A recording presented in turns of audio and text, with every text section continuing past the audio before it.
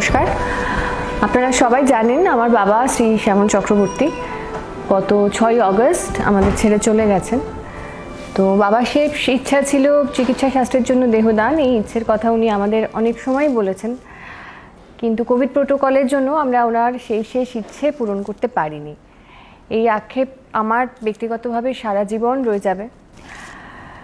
তো স্বাভাবিক পরিস্থিতিতে কেউ চলে গেলে আমাদের প্রথা হলো পারিবারিকভাবে একটি স্মরণ অনুষ্ঠান আয়োজন করা, কিন্তু এই পরিস্থিতিতে যদি আমরা স্মরণ সভার আয়োজন করি তাহলে ছোট করে করতে হবে, বেশি কাউকে ডাকতে পারবো না। আপনারা জানেন যে আমার বাবার অনুরাগী, সহযোদ্ধা, কমরেড, বন্ধু সারা রাজ্যে এমনকি সারা দেশেও ছড়িয়ে আছে। তো তাদেরকে একেবারে বাদ দিয়ে স্মরণ সভা করার ইচ্ছে আমাদের হয়নি। যখন পরিস্থিতি স্বাভাবিক হবে নিশ্চয়ই আমরা একটি স্মরণ অনুষ্ঠান করব, বড় করে, যেমন করে আমার বাবার ক্ষেত্রে হওয়া উচিত। কিন্তু তার আগে আমরা ভার্চুয়াল মাধ্যমে আয়োজন করেছি একটি ছোট্ট স্মরণ অনুষ্ঠানের, শ্যামল স্মরণে বন্ধুরা। এই অনুষ্ঠানটির প্রথমে গান গাইবে আমাদের বিশেষ বন্ধু স্পর্শা সেনগুপ্ত আর তার মা সুনিতা সেনগুপ্ত।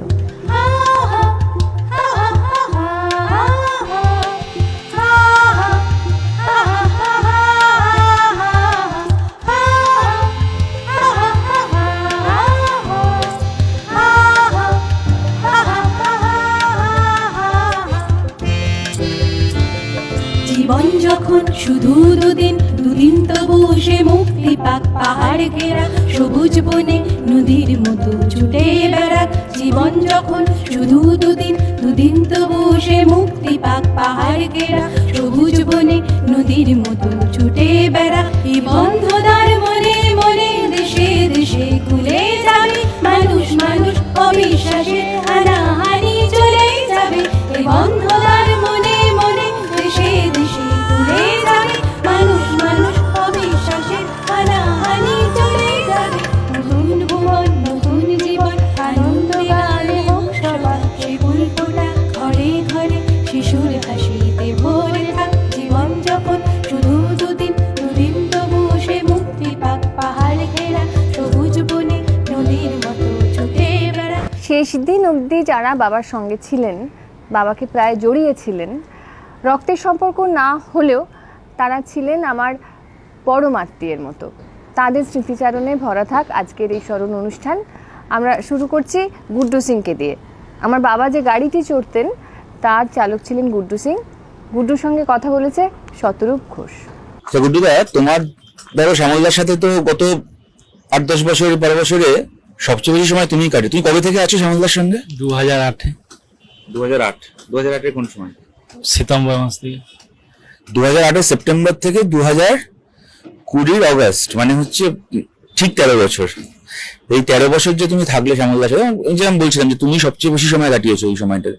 তোমার এই গত ধরো শ্যামলদা চলে যাওয়ার পর থেকে 2 সপ্তাহে সবচেয়ে বেশি কোন জিনিসগুলো মনে পড়ছে, বা তুমি যেগুলো মানে হয়তো অনেকে জানে না, তুমি যেগুলো দেখেছো কাছ থেকে, তুমি যেগুলো বলতে চাও? সব দিকে হচ্ছে উনার সঙ্গে তো আমি প্রায় সব জেলায় গেছি, যেইখানে যেতাম আমি আর উনি ঘরেই থাকতাম, একসঙ্গে খাওয়া দাওয়া হতো। আর উনি যতই রাত হতো কোথাও যেতে ভয় করতেন। আমাকে বলুন ভয় কিসে আছে, চল আমি আছি তো। হ্যাঁ, একটা ঘটনা ওই মনে পড়ছে, ফারাক্কায় সেই এনটিপিসি ওখানে ছিলেন বোধহয়, সেই তখন চারদিক দিয়ে খুব ঝামেলার পরিস্থিতি তখন ওখানে, সেই সময় রাত্রিবেলা চলে গেলেন, মনে আছে। আর তোমার ওইটা মনে আছে সেই দিল্লিতে গেলাম আমরা, মানে আমি তো তখন দিল্লিতে থাকি, শ্যামলদা সেই তোমাকে নিয়ে গেলেন এখান থেকে, তারপর আমাদেরকে উনি আবার সে পাঠালেন। হ্যাঁ, এইখান থেকে আমাদের দিল্লি নিয়ে গেছিলেন, ওইখান থেকে আগ্রা, তাজমহল, এই বৃন্দাবন, এই সব জায়গায় আমাকে ঘুরিয়েছিলেন। দিল্লিতে আমি 8-10 দিন ছিলাম ওনার সঙ্গে। আর এছাড়া ধরো শ্যামলদার যে কিছু থাকে না যে খুব কাছ থেকে কারোর সাথে সময় কাটলে, ধরো অনেকে তো দেখছে যে ওনাকে পার্টির মিটিং এ দেখছে কি পথসভায়, মিটিং এ, মিছিলে, কিন্তু খুব কাছ থেকে কাউকে দেখলে যে কিছু তার কতগুলো বৈশিষ্ট্য থাকে যেগুলো মনে থেকে যায়। হ্যাঁ, তো সেরকম কিছু বৈশিষ্ট্য যেগুলো তুমি খুব কাছ থেকে দেখার কারণে দেখার সুযোগ পেয়েছো, এরকম কিছু বলো না। হ্যাঁ, উনি তো সব সময় আমাকে খুঁজতেন, আমাকে প্রায় সবই কিছু বলতেন। আমি যদি কিছু বলতাম যে এটা কি আমি করবো, এটা আমার করা ঠিক হবে, উনি বলেন করা ঠিক হবে না কেন, তোকে তো আমি বাড়ির ছেলে মতনই ভাবি। হ্যাঁ, কোনোদিন আমাকে গাড়ি চালাক ভাবেননি। বাবার ক্ষেত্রে আমি ছোটবেলা থেকেই দেখে এসেছি পার্টি আর পরিবারের যে সীমারেখা সেটা ছিল ভয়ঙ্কর অস্পষ্ট। মানে পার্টিকে একেবারে বাদ দিয়ে ওর কোনো পরিবার ছিল বলে আমার তো জানা নেই। পার্টির লোকেরা, বন্ধুরা, কমরেডরা ওকে ঘিরে রাখতো অনুক্ষণ। সারাদিন আন্দোলন করে রাত্রিবেলা সিনেমা দেখা। শ্যামল আর আমি বছরে 365 দিনের মধ্যে অন্তত 200টা সিনেমা তো দেখেছি, হিন্দি বাংলা, এবং দুজনেরই একটা মুশকিল ছিল, সুচিত্রা সেনের কোনো কষ্ট হলে সেটা আমরা শেয়ার করতে পারতাম। এবং দিনরাত তো আমরা তো আন্দোলন হোক, আড্ডা হোক, এক ধরনের বলা যেতে পারে সোশ্যাল বোহেমিয়ানিজম বা সামাজিক ভবঘুরেবাদ। সেটা কোনো কদর্থা আমি বলছি না, যে আন্দোলন বা সংগ্রামের মধ্যে আনন্দ পাওয়া কিন্তু একটা খুব গুরুত্বপূর্ণ কাজ। সেই আনন্দটা আমরা বরাবর পেয়েছি, এবং এই ব্যাপারে শ্যামল ছিল খুবই বলা যেতে পারে ভালো নেভিগেটর। অর্থাৎ সংগ্রামের সমুদ্রের মধ্যে কি করে বাইতে হয় নৌকা, আমাদেরকে তুলে নিয়ে নৌকায়, সে ব্যাপারে খুব ওস্তাদ সে ছিল। সেই জন্য শ্যামলের কথা ভোলা অসম্ভব। শুধু সে যে নেই বলে না, নতুন করে তাকে ভাবার বলে না, শ্যামল আমাদের মধ্যে রয়ে গেছে, আমাদের আনন্দে রয়ে গেছে, আমাদের সংগ্রামের মধ্যেও রয়ে গেছে। শ্যামলদার সবচেয়ে যেটা বড় ব্যাপার ছিল সেটা হচ্ছে যে শ্যামলদা কোনো জিনিস গ্রহণ করার ক্ষেত্রে এত সাবলীল এবং সহজ, বিশেষ করে বিরুদ্ধ বক্তব্য, সেগুলো যেভাবে উনি গ্রহণ করতেন এবং যে সহজভাবে নিতে পারতেন, তার থেকে একটা মানুষের চরিত্র বোঝা যায় যে তার রিজিডিটি কত কম। 2007 সাল আমাদের বিভিন্ন কারণে এই রাজ্যের বেশ কিছু নাট্য ব্যক্তিত্ব, বিভাস চক্রবর্তী, অশোক মুখোপাধ্যায়, তারা বিভিন্ন সভায় এই ওনাদের যে দল, যে বামপন্থীদের সম্পর্কে নানা বক্তব্য রাখছেন, এবং সেই বক্তব্যগুলো মোটেই প্রীতিকর বক্তব্য নয়। তো এই সময় উনি একটা বুদ্ধিজীবী প্রসঙ্গে লেখা লিখছেন। তা আমি ওনাকে বললাম গিয়ে যে এই আমি সভায় শুনে এলাম এরকম বক্তব্য রাখছেন, তো আমার কিন্তু মনে হয় যে অশোকবাবু কিংবা বিভাসবাবুর নাম উল্লেখ করে একটা খুব শার্পলি ওনাদেরকে সমালোচনা করা উচিত।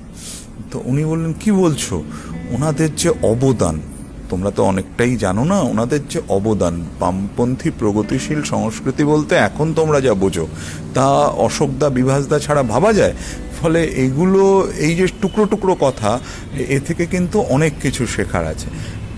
এবং ওনাকে দিয়ে ফাইনালি বলানো গেল না, না, বরং উল্টে উনি বললেন, বলানো তো ওটা গেল না, বরং লিখলেন, নন্দীগ্রামের হৃদয় ছুঁয়ে বলে একটা পুস্তিকা আছে, সেখানে উনি লিখলেন যে এদের, আমি মনে করি যে এদেরকে ঠিক মতন ভাবে বিষয়বস্তুটা এদের সামনে উপস্থাপিত হচ্ছে না, হলে এরা এই প্রতিক্রিয়া দেবেন না। তো যাই হোক, সেটা তো একটা দিক হলো। আরও একটা দিক আছে, অনেকেরই হয়তো মনে নেই, কিন্তু এটা তো বাস্তব যে কলকাতায় একটা গণসঙ্গীত মেলা শ্যামলদা আয়োজন করেছিলেন। এবং শ্যামলদা তার মুখ্য পৃষ্ঠপোষক না, প্র্যাকটিক্যালি শ্যামলদার উদ্যোগেই মেলাটার বিরাট অংশ সংগঠিত হয়েছিল, আরও অনেকেই অবশ্যই ছিলেন। তো সেখানে ভ্যালিডিক্টরি সেশনে একজন প্রতিষ্ঠিত শিল্পী তিনি বললেন যে আমরা এই গণসঙ্গীত মেলা দেখে লোককে বোঝাতে পারলাম করে যে এই যে কবির সুমনের যে সমস্ত সংস্কৃতি, তার থেকে আমাদের গণসঙ্গীতের সংস্কৃতি অনেক অনেক ওপরে।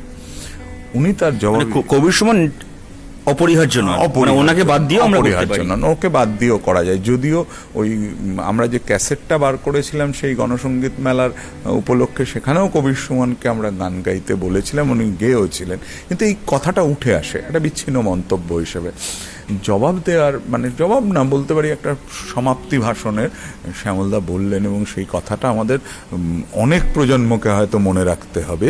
উনি খুব দৃঢ়ভাবে বললেন, কবির সুমনের কোনো দায় নেই আপনার রাজনীতিকে এগিয়ে নিয়ে যাওয়ার, সেই রাজনীতি আপনাকেই করতে হবে।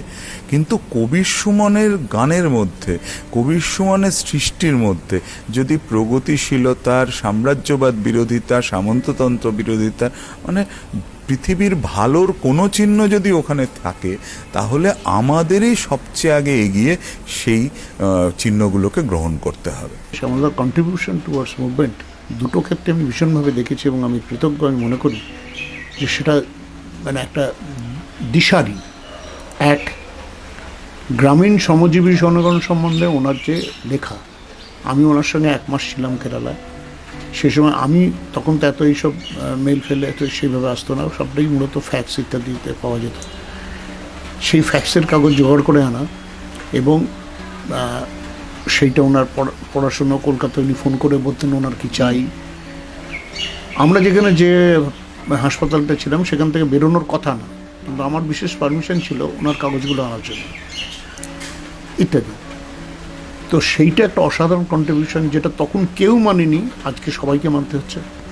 যে গ্রামে ট্রেড ইউনিয়ন না করলে চরিত্র পাল্টাচ্ছে। এখানে ট্রেড ইউনিয়ন ছাড়া আর কোনো বিকল্প নেই, কারণ যে কৃষককে আমি সংগঠিত করতে যাচ্ছি সে 3 মাসের জন্য তার কৃষকের চরিত্র, 9 মাসের জন্য শ্রমিকের চরিত্র। এই নিয়ে শেষ থেকে শ্যামলদার মানে অসাধারণ একটা কাজ আছে। আরেকটা হচ্ছে সবচেয়ে সংকটের সময় যখন ঘর থেকে বেরোনো যাচ্ছে না, 1650-1700 অফিস ভেঙে দিয়েছে তৃণমূল, জ্বালিয়ে দিয়েছে, দখল করে নিয়েছে, কমরেডদের মারছে, এলাকাছাড়া করছে। সেই সময় বিপিএমওর পরিকল্পনা, Bengal platform of mass organisation, সবগুলো সংগঠনকে নিয়ে কুচবিহার থেকে কাকদ্বীপ একটা ছক ভাঙা একটা আন্দোলন করলেন, যার করে আবার যারা ডিসেন্ট্রালাইজড হয়ে যাচ্ছে আবার এক জায়গায় ফিরে এলো। এই দুটো, এবং ফিরে এলো মানে নিজের, তারা ব্রিগেডের মাঠে ফিরে এলো না, নিজের পাড়ায়, নিজের গ্রামে, নিজের বুথে ফিরে এলো। একদম যেখান থেকে বিযুক্ত হয়ে যাচ্ছিল সেখানে আবার নতুন করে সে যুক্ত হলো। এই দুটো ঘটনা আমার কাছে খুবই সিগনিফিকেন্ট মনে হচ্ছে। একজন নেতার মতো ভূমিকা উনি পালন করেছেন।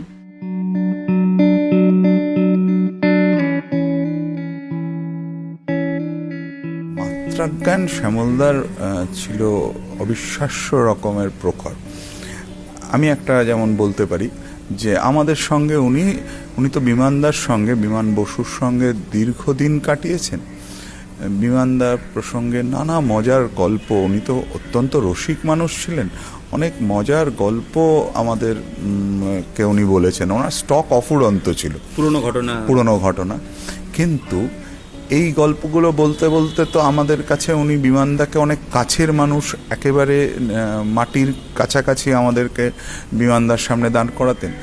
এর মধ্যে যদি আমাদের কেউ কখনো কোনো দিন বিমানদা সম্পর্কে একটা অশ্রদ্ধামূলক কিছু বলে বসতো, উনি কিন্তু স্বভাব বিরুদ্ধভাবে রূঢ় হয়ে যেতেন। চোখ মুখ জ্বলে উঠতো, বিমানদার ব্যাপারে এতটাই পজেসিভ বা এতটাই প্রোটেক্টিভ ছিলেন, চোখ মুখ জ্বলে উঠতো। এই যে মাত্রা জ্ঞান এবং এই যে যোগ্যকে সম্মান দেওয়া এবং এই সম্মানটাকে চিরস্থায়ী করে রাখা একজন মানুষের জীবনে, এইটার ক্ষেত্রে কিন্তু বিমানদা শ্যামলদার সম্পর্কটা একটা বিষয় যে আমাদের অনেকের কাছেই অনুকরণীয়। আইডিওলজিক্যাল ডিবেট, আইডিওলজিক্যাল অ্যাটাকের পাশাপাশি একটা ভয়ঙ্কর ফিজিক্যাল অ্যাটাকের মধ্যে দিয়ে আপনাদের যেতে হয়েছে। আপনারা গ্রেপ্তার হয়েছেন বারবার, ঘর ছাড়া তো থাকতে হয়েছে, দিনের পর দিন আন্ডারগ্রাউন্ডে থাকতে হয়েছে। নকশাল পিরিয়ড যখন এলো, নকশাল মুভমেন্টের সময় আবার একটা অন্যরকম আক্রমণ, সিদ্ধার্থ রায়ের সময় 72-77 ওই সময়টা। এবং ওই সময়টায় আমি শ্যামলদার মুখে ওই সময়ের অনেক গল্প শুনেছি যে আপনারা সবাই মোটামুটি তখন পার্টি আপনাদের পরিবার, মুভমেন্টটাই আপনাদের তখন পরিবার হয়ে গেছে, বৃহত্তর পরিবার।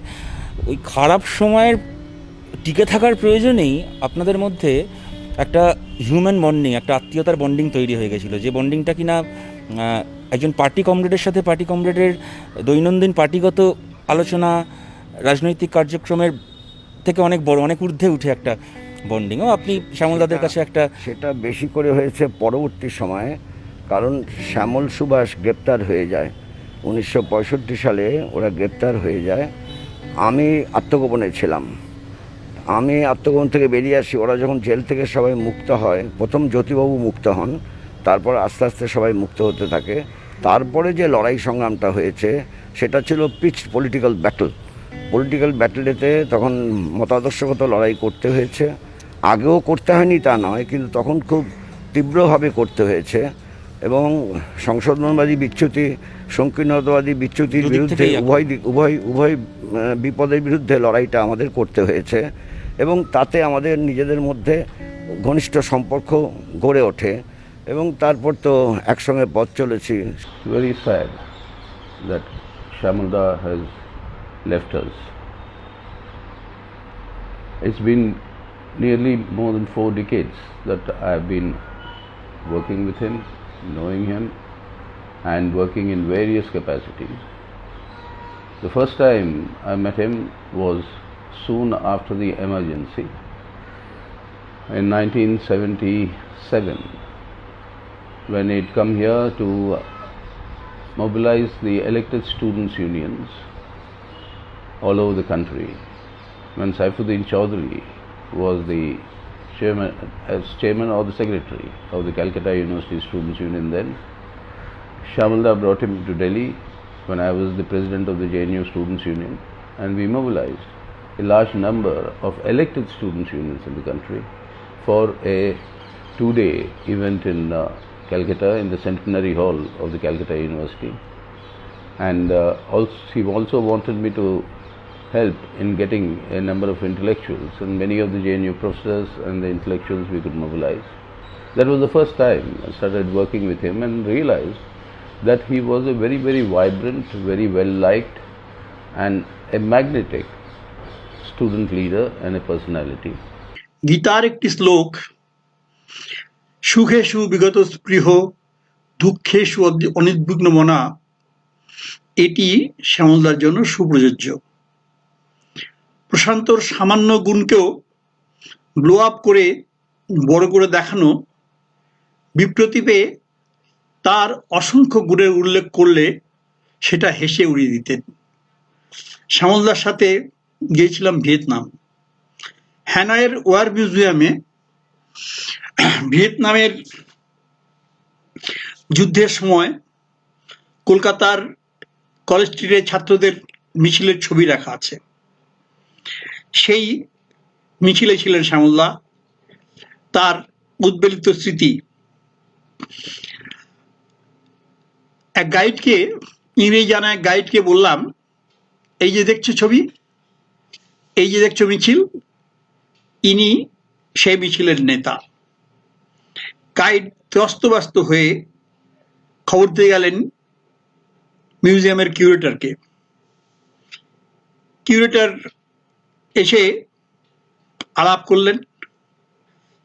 শ্যামলদা বিনম্রভাবে কিছুটা কথা বললেন। ওদের আপ্যায়নের খানিকটা লজ্জিতই বোধ করলেন শ্যামলদা। এইরকম, এই হচ্ছে Shyamalda. Shyamala and I shared many occasions, many platforms together, many campaigns. We were in the student movement together, in the party central committee together, then in the parliament. And in the parliament, I mean, he would of course come to me and say, I was the leader of the parliamentary group of the party. He would come and say, "Hey Sitaram, এই বিষয়ে উপরে আমি বলবো।" আমি বললাম, নিশ্চয়ই শ্যামলদা, আপনি যদি বলতে চান তো দেন হি উড কাম এন্ড সে, কিছু পয়েন্টস আছে তো বলে দাও আমাকে, আর আমি এটাতে বলবো। And we shared a huge degree of rapport in the parliament, and we shared many historic things that were done at that point of time.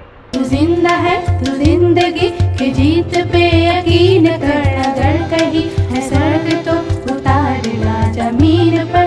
ये गम के और 4 दिन, सितम के और 4 दिन, ये दिन भी जाएंगे गुजर गुजर गए 1000 दिन। ये गम के और 4 दिन, सितम के और 4 दिन, ये दिन भी जाएंगे गुजर गुजर गए 1000 दिन। कभी तो होगी इस चमन पे भी बहार की नजर, अगर कहीं है स्वर्ग तो उतारना जमीन पर। तू जिंदा है तू जिंदगी की जीत पे यकीन कर, अगर कहीं है स्वर्ग तो उतारना जमीन पर।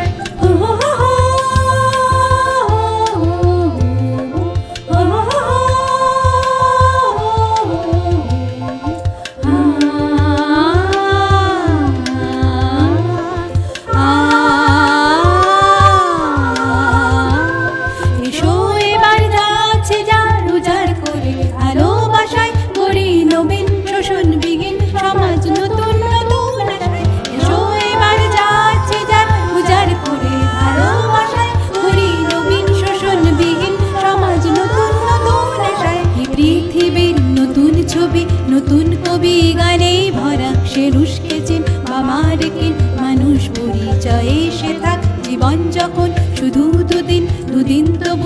মুক্তি পাক পাহাড় ঘেরা সবুজ বনে নদীর মতো ছুটে বেড়াক জীবন যখন শুধু দুদিন দুদিন যখন সে মুক্তি পাক পাহাড় ঘেরা সবুজ বনে পাহাড় ঘেরা ছুটে বেড়াক জীবন যখন ছুটে বেড়াক দুদিন যখন সে মুক্তি পাক পাহাড় ঘেরা সবুজ বনে পাহাড় ঘেরা ছুটে বেড়াক।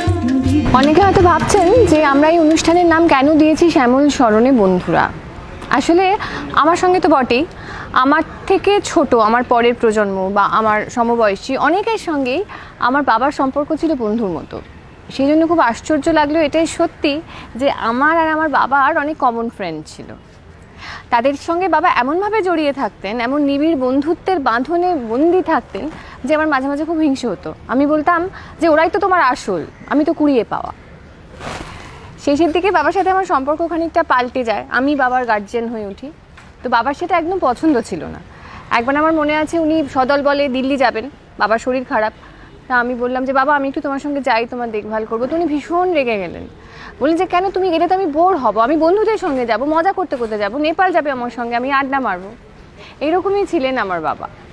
ওনার সঙ্গে আমার নৈকট্যের বড় কারণ হচ্ছে যিনি সবাই তো সব কিছুতে স্যাটিসফাইড হয় না, বা অনেকের ওপর এমন অনেক কিছু ঘটে তার জীবনে যখন সে একটু নিজেকে আইসোলেটেড ফিল করে।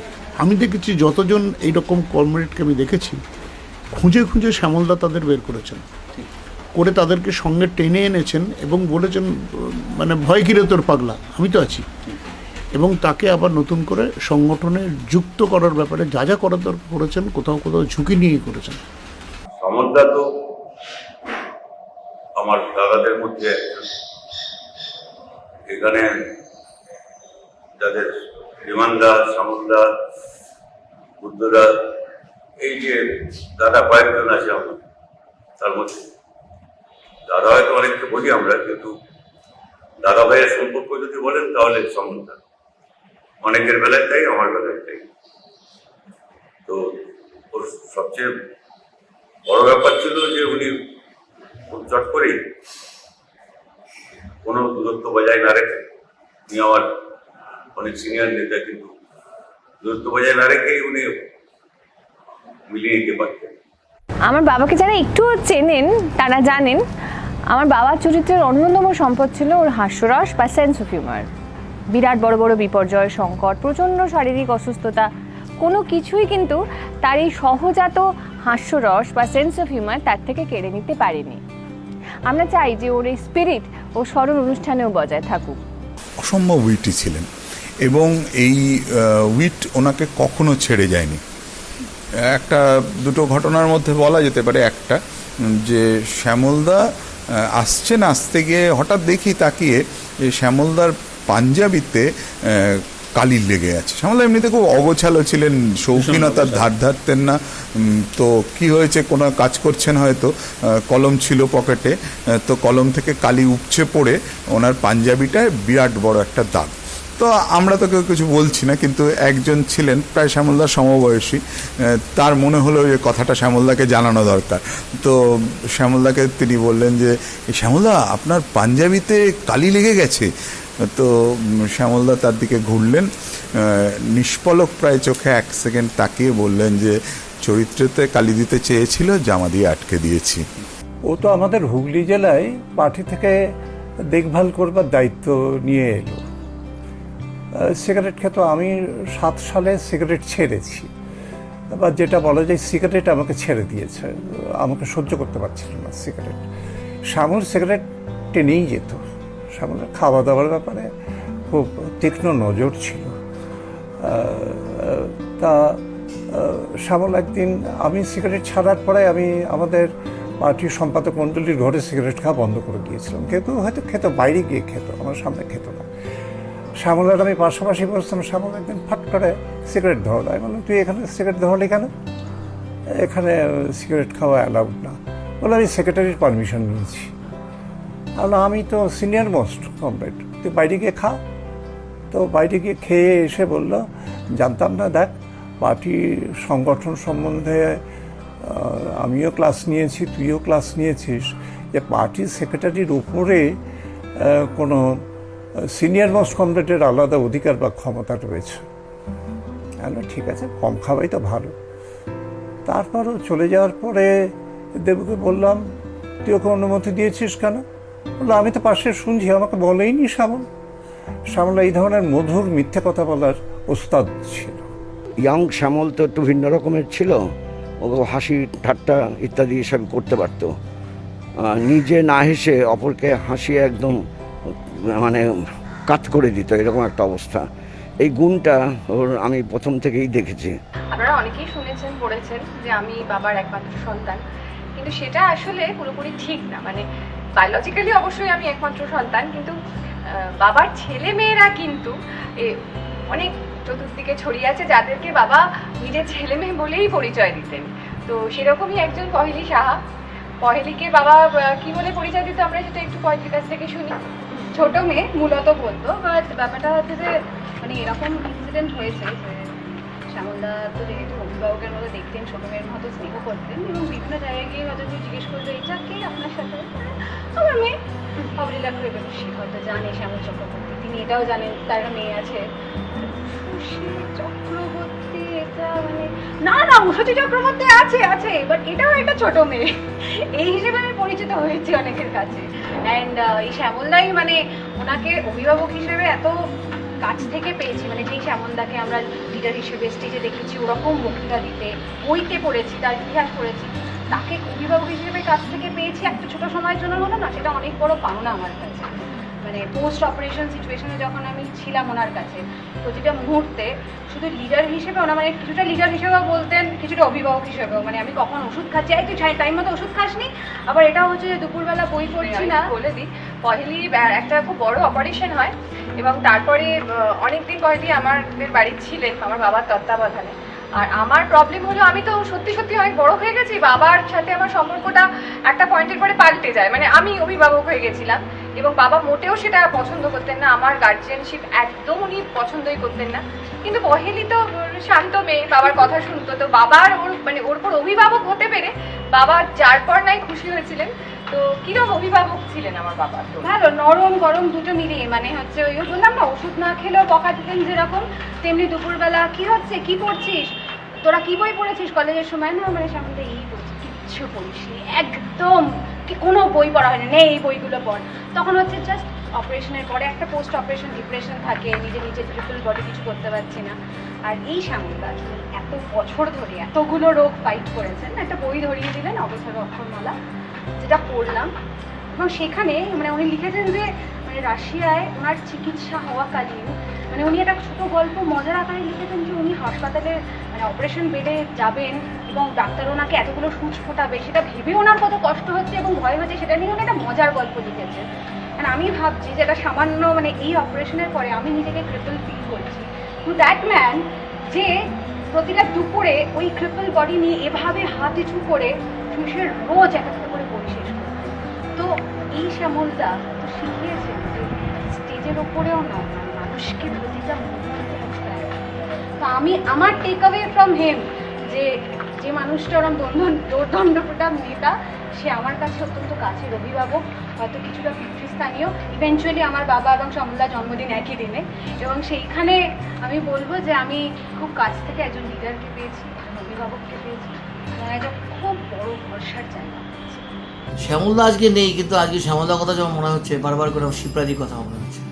শ্যামলদা এবং শিবরাজি দুজনেই ছাত্র আন্দোলনের একসাথে আমরা কাজ করেছি, কিন্তু শ্যামলদার মতো শিবরাজিও কিন্তু খুবই হালকা হালকা মানুষ, খুব দিল খোলা, দুজনেই দিল খোলা। আমার দুজনকে দেখে মনে হতো মেড ফর ইচ আদার। তখন ছাত্র আন্দোলনে মহিলা নেতৃত্বের মানে মহিলারা যারা ছিল, মানে এসএফআই কর্মী মহিলা, আমি 2-3 জনের কথা বলতে পারি। শ্যামলী তো ছিলই, আর শিখা আর শিপ্রা মেধাবী ছাত্রী, ছাত্র আন্দোলনের নেত্রী, দুজনই দেখতে খুব সুন্দর। আর ওই বয়সটা তো ভালোবাসাবাসির সময়, এই নিয়ে নানান ধরনের কে শিখাকে পাবে, কে শিপ্রাকে পাবে, যদি বলো একটা স্নায়ু যুদ্ধ ছিল সেই সময়। শ্যামলদা একটা স্নায়ু যুদ্ধে জিতলেন। সুন্দরী ছিল শিপ্রা, আর শ্যামলবাবুর তো চেহারাটা খুব হ্যান্ডসাম ছিল, বাটা তোর মতো। শিপ্রাকে জয় করলেন না, শিপ্রা শ্যামলবাবুকে জয় করলে আমি জানি না। খুব ভালো যুগলবন্দি হয়েছিল। কিভাবে শিপ্রাদিও চলে গেলেন এবং তারপরে শ্যামলদা শিপ্রাদি যখন মারা গেলেন, কলকাতায় একটা স্মরণ সভা ছিল, তো শ্যামলদা সবাইকে এসে বললেন যে দেখো, আমরা ঠিক করেছি আমি আর বুয়া আমরা কেউ কাঁদবো না। আজকে শ্যামলদা নেই, আমরা কেউ কাঁদছি না, কাঁদতেও পারছিও না, কিন্তু সেই দিনগুলির কথা খুব মনে পড়ছে। শিপ্রার টনসিল হলো, সেটা পার্ক সার্কাসে গৌরী দত্তের নার্সিংহোমে সেটা অপারেশন। আমাদের ভীষণ মন খারাপ। টনসিল অপারেশন তো সাধারণ অপারেশন ঠিকই, কিন্তু কয়েকদিন বাদে শুনলাম যে টনসিল অপারেশনে অস্ত্রোপচারে গুরুতর একটা ত্রুটি হয়ে গেছে। টনসিলে তো মানে 20,000-এ একজনও মারা যায় না, সামান্য ব্যাপার। সেই সময় আমার শ্যামলবাবুকে দেখা, চোখে এক ফোঁটা জল নেই, শান্ত, ভেতরটা তো জ্বলছে, তার বহিঃপ্রকাশ নেই। আর ডাক্তারের অবহেলার জন্য শিপ্রার মৃত্যু, সেই জন্য তখন এক ফোঁটা ক্ষোভ প্রকাশ করতে আমি দেখিনি। আমরা কিন্তু ক্ষোভে ফেটে পড়ছিলাম।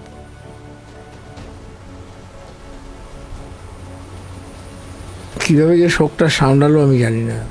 তখন উষসী তো খুবই ছোট। পিতা হিসাবেও কিন্তু শ্যামলদা কিন্তু সত্যি সত্যি সত্যি এরকম অবস্থার মধ্যেও কিন্তু এই ছোট্ট মেয়েটিকে শ্যামলদা মানুষ বড় করেছেন, শিক্ষা সংস্কৃতিতে বড় করেছেন। আজকে ও পিএইচডি করছে, একজন অভিনয় সাংস্কৃতিক জগতের সঙ্গে যুক্ত।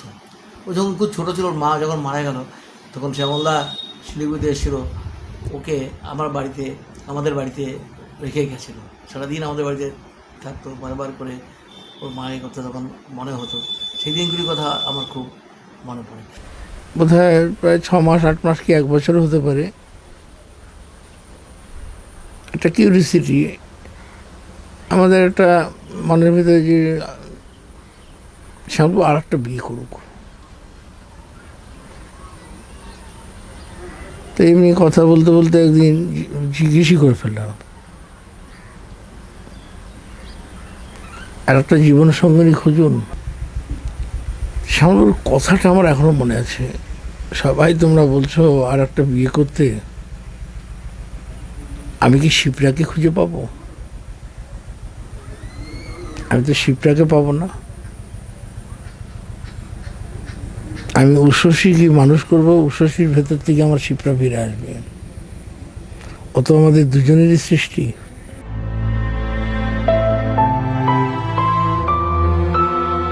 আমার বাবা এবং বাবাদের প্রজন্মের অনেকেই, মানে যারা 60 বা 70-এ রাজনীতি শুরু করেছেন, তারা সবাই খুব স্বপ্ন দেখতে ভালোবাসতেন, স্বপ্ন দেখাতেও ভালোবাসতেন। হয়তো সেই স্বপ্নের কথা মনে রেখেই সৃজন ভট্টাচার্য এই গানটা লিখেছে, আর গানটি গেয়েছে অনুষ্কা দাস, সঙ্গে গিটারে সৃজন।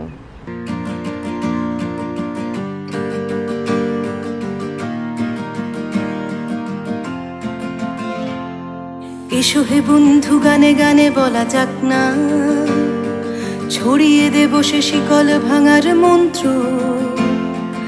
আমার চেতনা এখনো ভোলে না বলতে, রাষ্ট্র সে তো এখনো শোষণ যন্ত্র। আমার দেশেও সকলে খেতে পায় কি বন্ধু, এ দেশ তোমারও, তুমি কি ভাবছো? সময় চলেছে, সামনের দিকে চলবে, জানালার কাছে বিধাই করেছো মাপছ।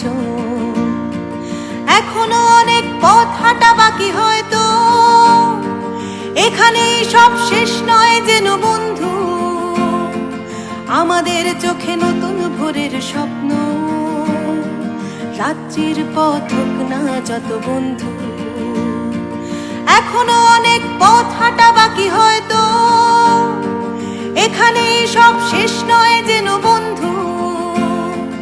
আমাদের চোখে নতুন ভোরের স্বপ্ন। রাজ্যের পথ হোক না যত বন্ধু, দিগন্তে কারা আমাদের সাড়াবে, 7টি রঙের ঘোড়ায় চাপায় ঝিম, তুমি আলো আমি আধারের আলবে, আনতে চলেছি লাল টুকটুকে দিন। শ্যামলদার তোমার ওপর একটা নির্ভরশীলতা আমি দেখেছি, তা হচ্ছে তোমার রান্নার ওপর নির্ভরশীলতা। মানে তোমার রান্নার নিশ্চয়ই অনেক গুণমুগ্ধ আছে পৃথিবীতে, কিন্তু সত্যি শ্যামলদার মতো একজন অ্যাপ্রিসিয়েটার তোমার রান্নার আমার বিশ্বাস তুমিও খুব কম পেয়েছো। এবং আমি তোমার সাথে একটা জিনিস জাস্ট শেয়ার করছি, বহু সময় আমারও যেহেতু শ্যামলদার সাথে অনেকটা সময় কেটেছিল, আজ 10-12 বছরে, তুমি জানো, ধরো শ্যামলদার বাড়িতে কখনো খাচ্ছি, কখনো অন্য কোথাও আমরা খাচ্ছি, কোথাও একটা কিছু রান্না হয়েছে, শ্যামলদার খুব পছন্দ হয়েছে রান্নাটা।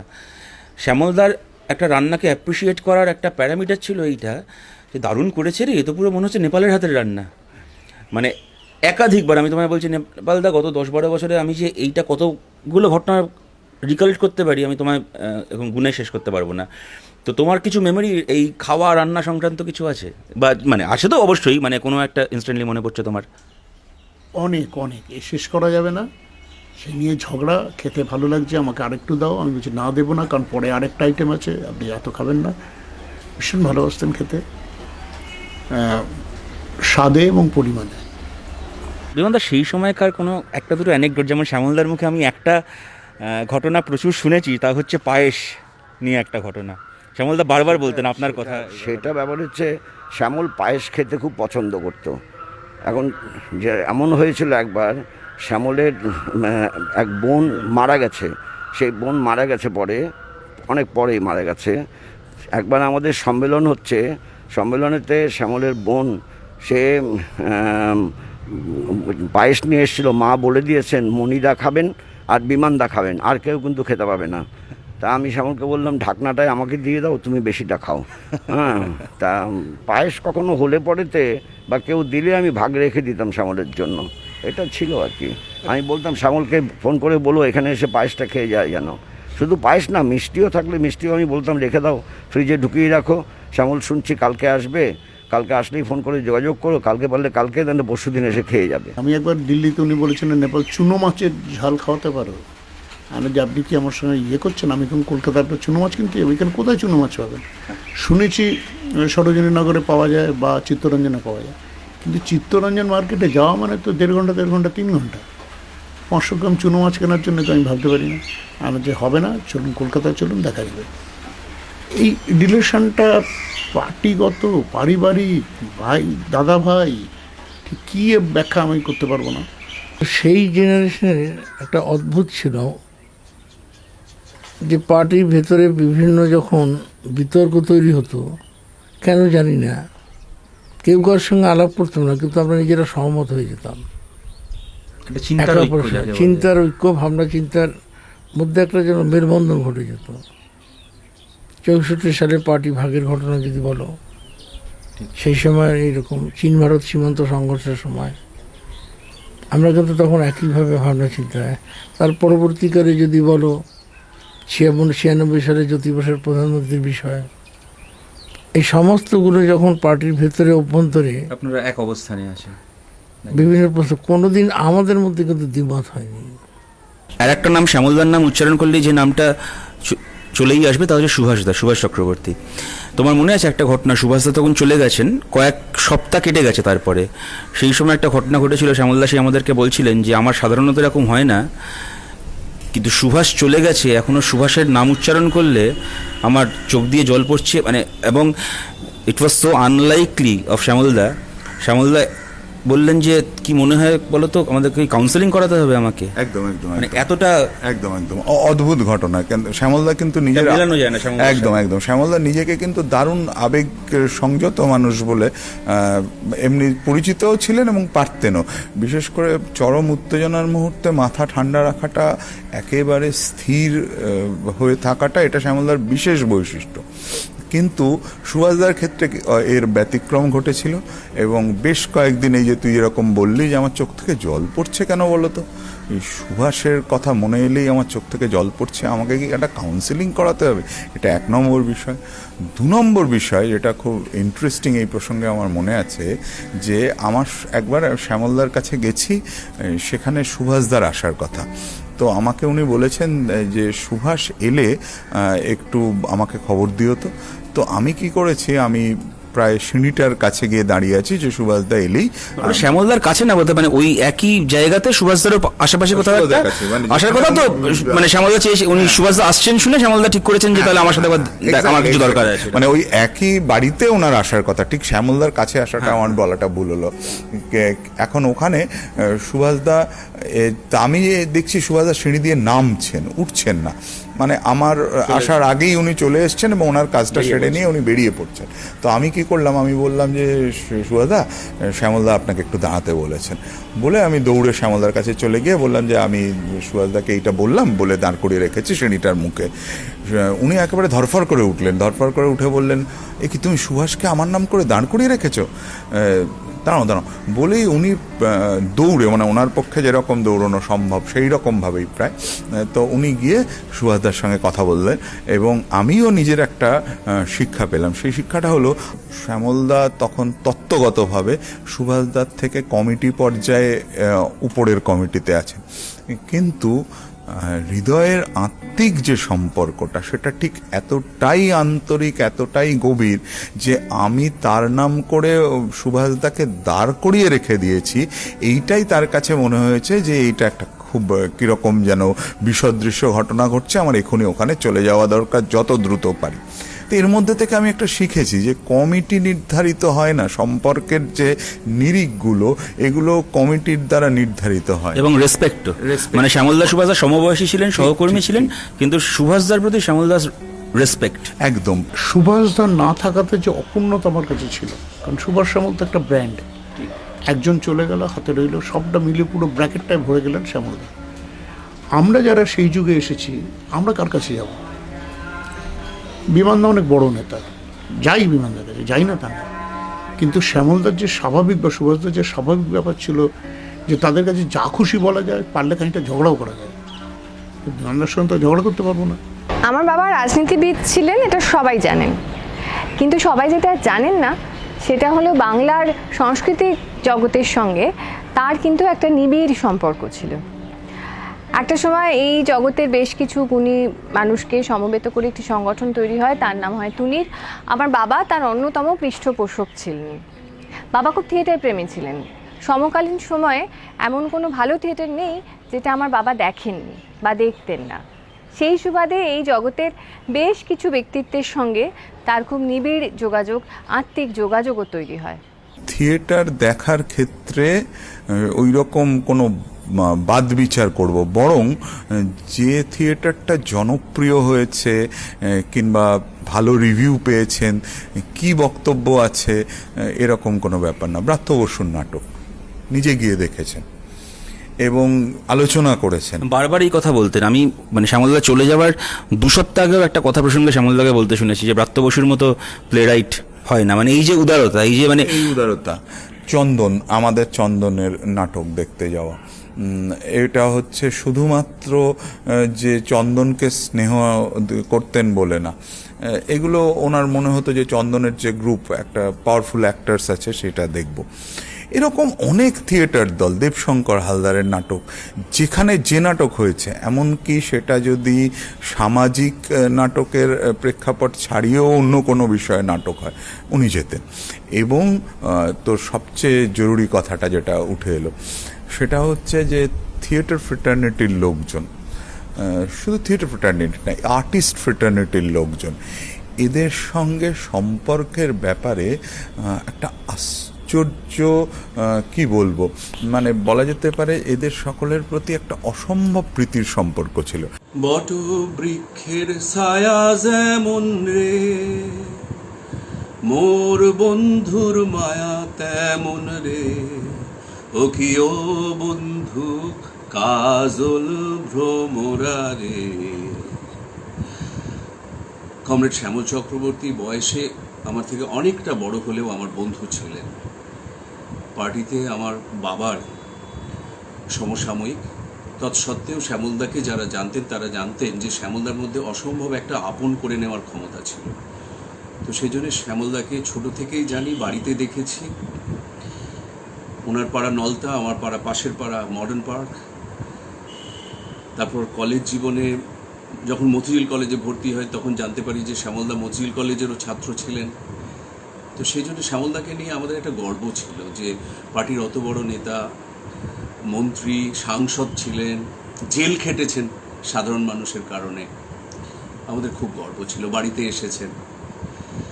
তো আমার সাথে সখ্যতাটা হচ্ছে আমি যখন থিয়েটারে ঢুকে পড়ি ৯ দশকের গোড়াতে।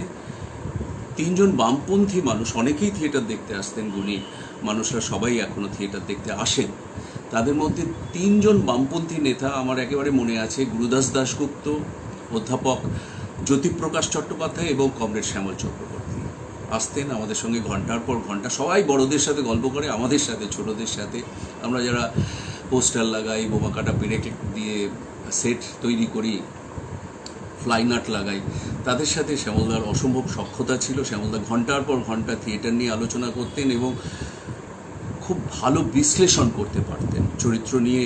আমার এই শেষ যে থিয়েটারে কাজ ছায়াবৃতা, সেটাও দেখতে এসেছিলেন নিজের টিকিট কেটে এবং দীর্ঘক্ষণ মন দিয়ে শুনতেন এবং আলোচনা করতেন। দীর্ঘদিন ওনার সঙ্গে আমার কোনো যোগাযোগ ছিল না। আমার অসুস্থতার সময় সবচেয়ে আগে, সবচেয়ে বেশি আমি কাছে পেয়েছি শ্যামল কাকুকে। শ্যামল কাকু আরও অনেক মানুষকে জড়ো করার ক্ষমতা ধরতেন এবং শ্যামল কাকু যে নেতৃত্বের, শ্যামল কাকুর যে জায়গাটা, যেটা ওনার একটা অন্যতম তত্ত্ব বলা যায়, যে একজন ক্ষেতমজুর কখন শ্রমিক হয়ে যায়, কখন, আজকে সে কথাগুলো বলার নয়, কিন্তু আজকেই আমার মনে হয় যে এই কথাগুলো বলার জন্য শ্যামল কাকুর থাকার খুব দরকার ছিল। এখন এই মুহূর্তে যখন লকডাউনের রাজনীতি চলছে, অতিমারির রাজনীতি চলছে, তখন শ্যামল কাকুর খুব দরকার ছিল। শ্যামল কাকু আমার সঙ্গে সারা জীবনই থাকবেন, থেকেছেন আগে। 2008 সাল থেকে যেভাবে আমরা ঘনিষ্ঠ হতে পেরেছিলাম, আমি মনে হয় যে আমি আর একবার আমি অভিভাবকহীন হয়ে পড়লাম।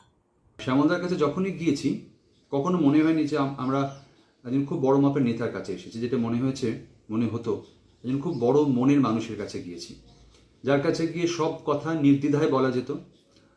শ্যামলদারা যখন বামপন্থীরা সরকারে ছিল, সেই সময় শ্যামলদার কাছে গিয়ে আমরা যেভাবে বামপন্থী সরকারের সমালোচনা করেছি, আজকে যেটা প্রায় অসম্ভব যারা ক্ষমতায় আছেন তাদের কাছে গিয়ে তাদের সরকারের সমালোচনা করা। এই যে উদারতা, কথা শোনার যে মন, এটা অনেক বড় মাপের মানুষ না হলে হয় না এটা। আরেকটা যেটা বলবো যে শ্যামলদার মতো মানুষরা একটা অভিভাবকের মতন ছিলেন। আমার কাছে আমার বাবা যেরকম, জেঠু যেরকম, যে খুব গভীর সংকটের সময় যার কাছে গিয়ে দাঁড়ালে যেখানে আশ্রয় পাওয়া যায়, যার স্নেহ ভালোবাসা পাওয়া যায়, যেটা অনেক জোর দেয় মনে, সেরকম একটা ছাতার মতো ছিলেন শ্যামলদা। যে খুব যে নিয়মিত যোগাযোগ ছিল সেরকম তো নয়, কিন্তু এটা বুঝতে পারতাম যে কোথাও একটা নিজের মানুষ আছে, একটা খুব ভরসার জায়গা আছে, যে কোনো সময় তার কাছে যাওয়া যায়। তো শ্যামলদার চলে যাওয়াটা তার যে যারা কমরেড আছেন, যারা কর্মী আছেন, সহকর্মী আছেন, তাদের কাছে অনেক বড় লস। এই সময় শ্যামলদার চলে যাওয়াটা এই রাজনীতিতে, গোটা সমাজের পরিপ্রেক্ষিতে, এই সময়ের নিরিখে অনেক বড় লস। আর আমার কাছে এই সব কিছু সত্যি, তারপরেও যেটা বলবো যে আমার ব্যক্তিগত স্তরে একটা মানুষ যাকে আমি খুব নিজের মানুষ মনে হতো, খুব কাছে একজন মানুষ মনে হতো, আমার অভিভাবক মনে হতো, আমি তাকে হারিয়েছি। আমি শ্যামলদাকে মিস করব। আমার বাবা পরলোক বা পরজন্ম কোনো কিছুতেই বিশ্বাস করতেন না। উনি বিশ্বাস করতেন মানুষ বেঁচে থাকে তার কাজের মধ্যে দিয়ে। আমিও বিশ্বাস করি আমার বাবা বেঁচে থাকবেন তার কাজের মধ্যে দিয়ে। আমি বাবাকে মনে রাখবো প্রিয়তম বন্ধু হিসেবে, মনে রাখবো চূড়ান্ত প্রতিকূল পরিস্থিতিতে তার হার না মানা স্পিরিটের জন্য, মনে রাখবো শেষ দিন অবধি নিজের বিশ্বাসে অবিচল থাকার জন্য। আমাদের গান ব্যারিকেড ভাঙা উঠবে, শত সহস্র ভাঙা চোরা বুকে ফিরবে, পূব দিগন্ত লাল হয়ে গেলে ওই সে সোনালি ডাঙার চিল বন্দরে ফিরবে, সবার জন্য এই পৃথিবীর গান গাই, শোনিত কণায় শিকল ভাঙার মন্ত্র, ঝড় তুলে দিন বদল হবে বন্ধু, আসবে তোমার আমার সমাজতন্ত্র। এখনো অনেক পথ হাঁটা বাকি হয়তো, এখানে সব শেষ নয় যেন বন্ধু, আমাদের চোখে নতুন ভোরের স্বপ্ন, রাত্রির পথ হোক না যত বন্ধু, এখনো অনেক পথ হাঁটা বাকি হয়তো, এখানে সব শেষ নয় বন্ধু, আমাদের চোখে নতুন ভোরের স্বপ্ন, রাত্রির পথ হোক না যত বন্ধু, রাত্রির পথ হোক না যত বন্ধু, রাত্রির পথ হোক না যত বন্ধু। কোভিডের জন্য বয়স্ক লোকেদের বেরোনো বারণ ছিল, তো আমার বাবা আমার শাসন শুনতেন না, ত্রাণের কাজে যেতেন। আমি বারণ করলে বলতেন যে আমার 78 বছর বয়স হয়ে গেছে, আমি কি অমর হব? যতদিন বাঁচবো আমি মানুষের বিপদে মানুষের পাশে সাহায্যের হাত বাড়িয়ে বাঁচবো, অথর্ব হয়ে বিছানায় শুয়ে শুয়ে বাঁচবো না। সেই কথা রেখেছেন বাবা, শেষ দিন অবধি নিজের মতো করে নিজের শর্তে বেঁচেছেন আমার বাবা।